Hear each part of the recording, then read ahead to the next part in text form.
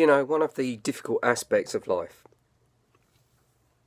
is getting across when things are annoying you, things are getting to you. Because this is a generalisation and there's no reflection on my current mood or anything. But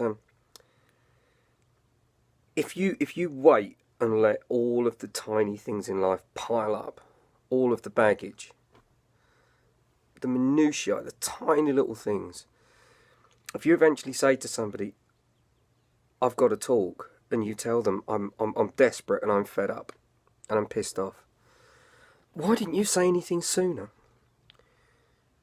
Do you really think that in life, somebody going through life saying, did you notice that person every day just uses the toothpaste, you know, just as a shitty example, leaves the lid off, leaves all of their gob and shit in the fucking sink, never rinses it out. People, you know, if you start picking up on the tiny things in life, people will just, oh God, he's a fucking drag.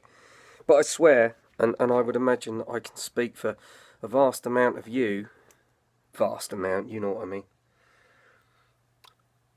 in that X amount of times in your lifetime you've got to the end of your tether with things that have repeated, the routines of other people, the inconsistencies, the inconsiderate nature, etc. You've had enough and you've withdrawn or you've blown up or exploded. You know, we all have our sort of different reactions in these situations. And people always say, why didn't you say something sooner?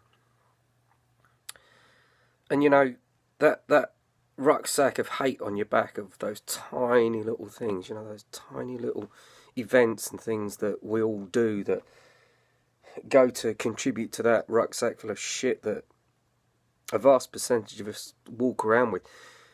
Everything just seems so tiny. Just get fed up with the way, at exactly the same time of the day, that person does this, with no consideration for the fact that other people just might occasionally want to do something at that exact time. You know, just these tiny. God, it's so petty. It's so petty. And there's very few people in the world who have ever got to the end of their tether, and it's been a big fucking event that has driven them to the sort of desperation that they eventually feel, or the anger, or the annoyance, whatever. I don't know what the answers are to all this. I just know that a lot of us feel it.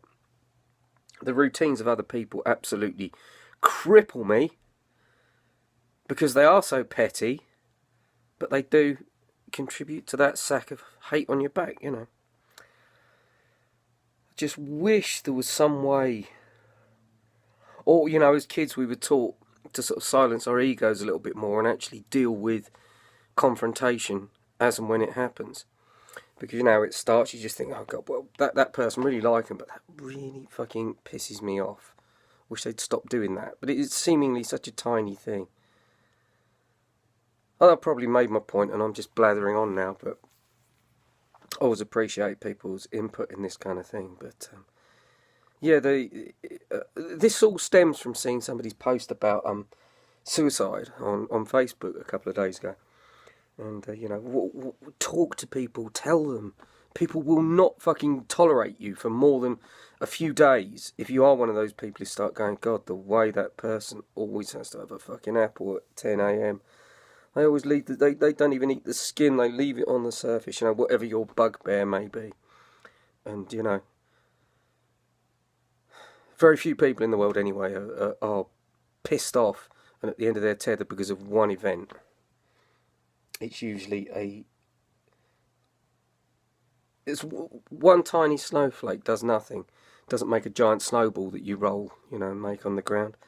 It's tiny little snowflakes, and pointing out the individual consistencies of that one snowflake in the volume of that giant ball of snow. It's near impossible. There you go, there's the analogy.